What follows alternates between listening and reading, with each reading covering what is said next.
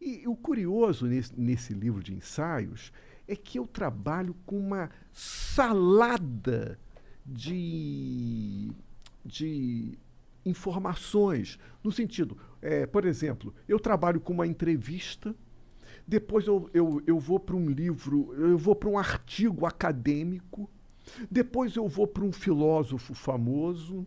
Está me entendendo? Então, não há uma coisa hierárquica, né? Como, bom, eu vou me debruçar sobre Nietzsche, vou falar sobre... Não, nada disso. Eu falei de textos de filósofos que são estrelas do mundo acadêmico, falei de operários, que são pessoas que vêm da academia e que escrevem artigos, são verdadeiros operários e são muito importantes. Eu trouxe vários artigos dessas pessoas e falei de...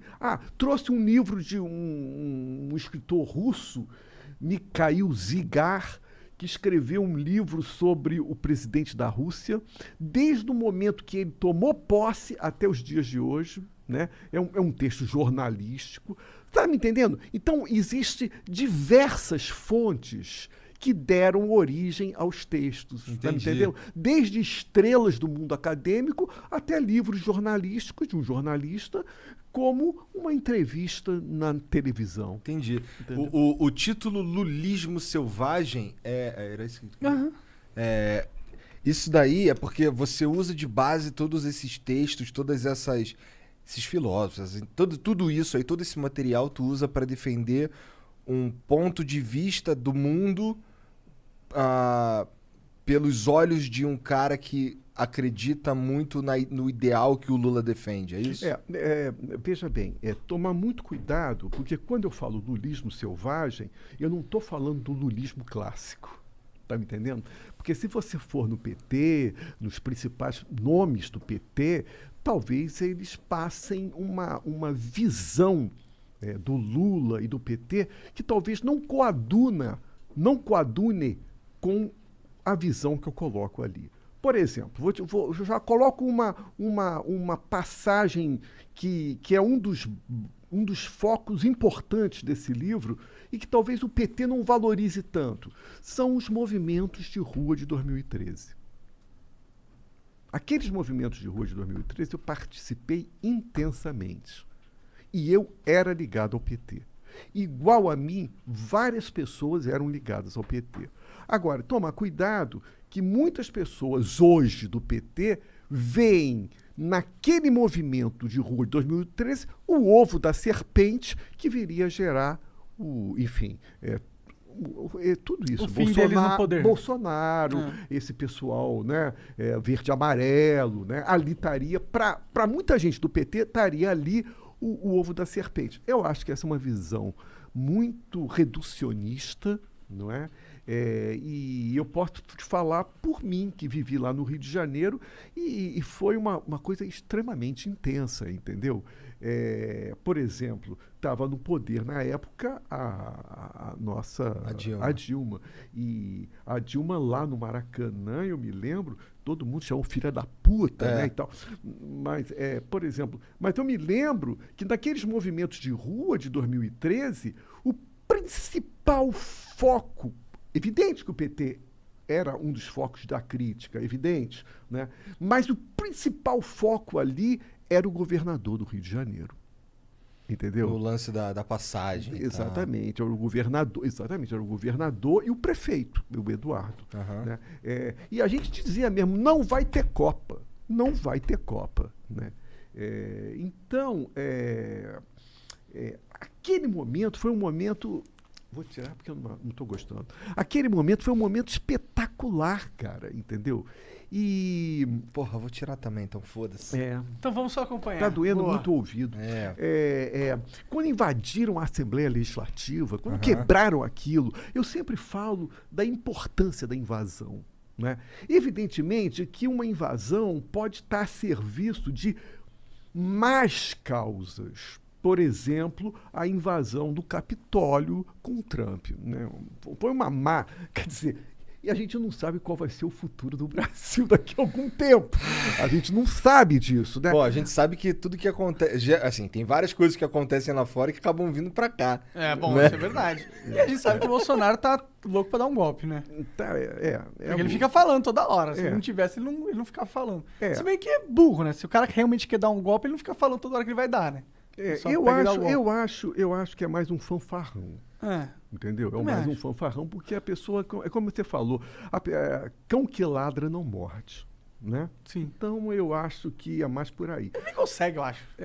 E eu me lembro, viu, Igor, que ali, nesse movimento de 2013, tinha tudo. Tinha mesmo. Tinha tudo. Tinha o pessoal do PT, tinha o pessoal do PSOL e tinha as pessoas que eram contra os partidos políticos, né? Que são contra a política. Né, que eram contra a política. Né? Eu diria até que ali naquele movimento tinham até integralistas. Estava tudo junto, misturado. É verdade, tava mesmo. Era um movimento eu lembro, de insatisfação, né? Muito grande. eu tava. Nessa época eu trabalhava lá em Botafogo. E eu lembro de pegar o metrô pra ir pra casa e o metrô entulhado de gente indo pra manifestação, pá. E o metrô tendo que fechar, né? Porque iam quebrar. Cara, isso aí. E realmente tinha de tudo. Até no local que eu trabalhava lá, as pessoas iam nas manifestações e não eram ideias. Uma única ideia. Não havia uma direção. É. Isso, para mim, quando eu falo em lulismo selvagem, para mim passa por isso aí. Tá me entendendo? Entendi. Como uma rebelião sem direção. Entendeu? Uma coisa que junta todo mundo, que seria você fazer ligações como o integralismo, por exemplo, pessoa ligada ao integralismo, ou a monarquia, integrado com o pessoal ligado ao PT, o pessoal. Como é que pode isso? Isso é um absurdo. A política não... O sentido da palavra selvagem é justamente esse. Entendi, é um caos. É o caos, né? Entendi. É um caos. Agora, o que eu defendo nesse livro é que, e aí é mais uma tese polêmica, eu diria que tudo que aconteceu, inclusive o movimento verde-amarelo, que veio dar no Bolsonaro, a grande fonte dessa loucura toda foi o lulismo.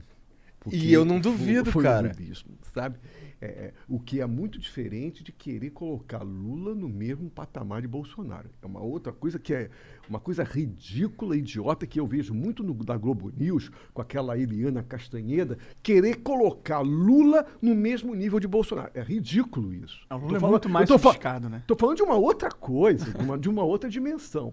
O lulismo, cara, quando o Lula... Eu descrevo isso nesse livro. Quando o Lula foi eleito pela primeira vez e fez o seu ministério, o ministério do Lula foi uma loucura, cara. Porque ele pegou forças que se contradiziam na rua, lá fora e trouxe tudo para dentro. Trouxe tudo para dentro. Então tinha economia ortodoxa, pessoal ligado à economia heterodoxa. Eram movimentos completamente que estavam dentro do governo. Sabe, cara? Ele realmente tem uma habilidade política que Caralho, só não dá pra negar. Eu nunca vi isso na minha vida, né? Bom, fora isso, a autoestima, né, que se produziu na população, não é? Um sentido de como se chama essa coisa de você fazer o seu negócio? Como é que é o... Sei lá. Não, é esse nome que se dá. Você... Tem iniciativa? Iniciativa, mas sim, mas com você ser o seu próprio patrão. Faça você mesmo. Empreendedor. Empreendedor. O sentido de empreendedor da massa, entendeu? Cada um seguia o seu desejo, cada um queria fazer o seu